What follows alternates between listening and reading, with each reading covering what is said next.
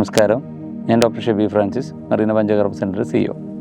കഴിഞ്ഞൊരു ദിവസങ്ങളിലായിട്ടേ പേഷ്യൻസ് വന്നിരുന്നത് നല്ലൊരു മധ്യവയസ്കനായിട്ടുള്ള ഒരു വ്യക്തി. അദ്ദേഹത്തിന് കാലിൻ്റെ ഉപ്പിരിക്ക് നല്ല വേദന ഉണ്ടായിരുന്നു.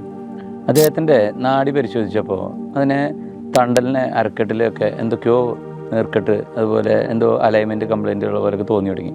അപ്പോൾ ഇതിൻ്റെ ഭാഷ വ്യത്യാസമാണ് എങ്കിലും ആ രീതിയിൽ ഒരു ഇൻവെസ്റ്റിഗേഷന് പുറപ്പെട്ടു. അതിനുശേഷം ഇവർ പറഞ്ഞ കഥകളിലൊക്കെ കുറേയൊക്കെ സത്യം ഉണ്ടെങ്കിലും അതിന് യഥാർത്ഥ കാരണം കിടക്കുന്നത് അവർ തണ്ടലിൻ്റെ കംപ്ലയിൻ്റ് ആയിരുന്നു. അദ്ദേഹം കുറേ നേരം ഒരു പർട്ടിക്കുലർ വർക്ക് ലോഡുമ്പോൾ കയറിയ ഒരു 2-3 മണിക്കൂർ കഴിയേണ്ട ആളത് നിർത്തില്ല. അപ്പോൾ ഇദ്ദേഹത്തിൻ്റെ ഏറ്റവും കൂടുതൽ സ്ട്രെയിൻ ചെയ്യുന്ന സ്ഥലം അരക്കെട്ടാണ്. അപ്പോൾ നാഡി പരീക്ഷ നോക്കുമ്പോൾ എനിക്ക് മനസ്സിലായതും ഇതേ കാര്യം തന്നെയാണ്. സാധാരണഗതിയിൽ ഒരു ഡിസ്കിൻ്റെ കംപ്ലയിൻറ്റോ അല്ലെങ്കിൽ സ്പോണ്ടിലോസിസ് ഒക്കെ ഉള്ള ആളുകൾക്ക് പിൽക്കാലത്ത് വരുന്ന ഒരു വിഷയമാണ് ആ നെർവ്സ് കാലിലേക്കുള്ള സപ്ലൈ കംപ്ലയിൻ്റ് ആവും. ഈ പറഞ്ഞ പേഷ്യൻറ്റിനെ നമ്മൾ അഡ്മിറ്റ് ചെയ്തു. ആദ്യം രൂക്ഷക്രിയകൾ ആരംഭിച്ചു.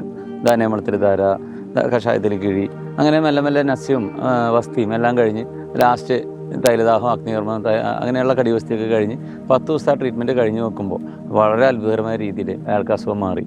സാധാരണഗതിയിൽ പ്ലാന്റാർ ഫേഷ്യാറ്റിസ് അല്ലെങ്കിൽ കാൽക്കാനിക് സ്പർ എന്നൊക്കെ പറയുന്നതിന് കോർട്ടിസോൾ ഇഞ്ചക്ഷൻസും പലതും ഉപയോഗിച്ചിട്ട് വരുന്ന രോഗികളാണ്. പക്ഷേ ഇങ്ങനൊരു ഡയമെൻഷനിൽ ട്രീറ്റ്മെൻറ്റ് കൊടുത്തപ്പോൾ വളരെയധികം എഫക്റ്റീവാണ്.